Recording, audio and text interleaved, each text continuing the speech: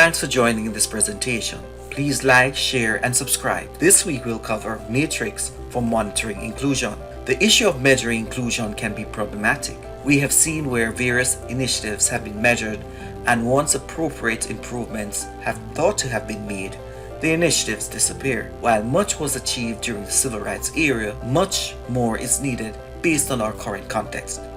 Many thought that the civil rights era would have brought changes that Dr. Martin Luther King spoke of. We also saw the movement of integration.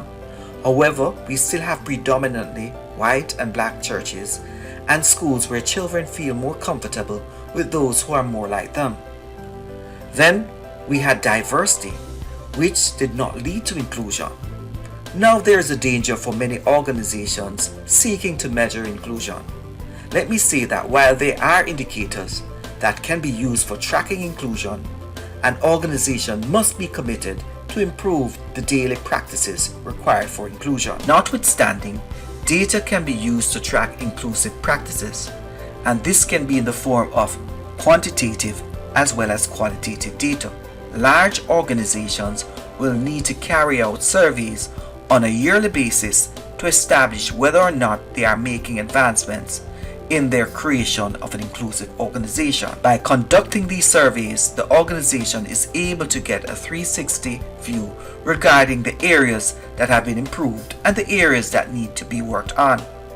Furthermore, using data for tracking inclusive practices can also lead to evidence-based corrective action for inclusive practices within the organization. Using the data can improve practice, which can also lead to organization productivity, market growth, and enhanced working environments. In today's world, where matrix seems to be the order of the day, it is necessary to validate the organization's inclusive initiatives. Inclusive managers, inclusive officers, and directors are now required to do more than holding training sessions for inclusion. In other words, they are required to establish evidence regarding the effectiveness of these training sessions. One way for establishing the evidence will be for a strategic plan for the year that will focus on areas of priority for inclusive practices.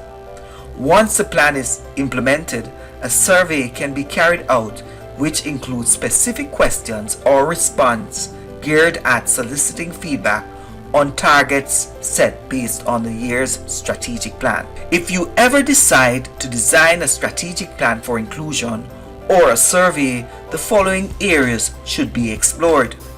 These areas can be used to establish a possible matrix. The areas are employee satisfaction survey, demonstration of commitment to organizational partnership, increase in minorities employment at various levels in the organization, more diverse hiring, improved retention, improved job satisfaction reports, reduction in staff grievances, a decrease in pay disparity, improvement in organization productivity, greater collaboration in project working, improvement in feedback from employees leaving the organization, reduction in discriminatory court cases, access to equal opportunities, reduction in negative cross-racial interactions, equitable system of recognition and survey, and of course a 360-degree communication and information training strategy. These are just a few areas for consideration. But before leaving, let me leave you with 11 steps for designing a tracking matrix mechanism for monitoring inclusion. These include: develop distinct areas for focus and create goals for these areas. Design a mix of approaches and processes for collecting feedback on the areas selected. Consider the time limit for the areas that you would want to monitor. Consider the resources that would be required to monitor these areas and the time frame, of course, as mentioned above. If you have an existing method for collecting data, include the areas selected.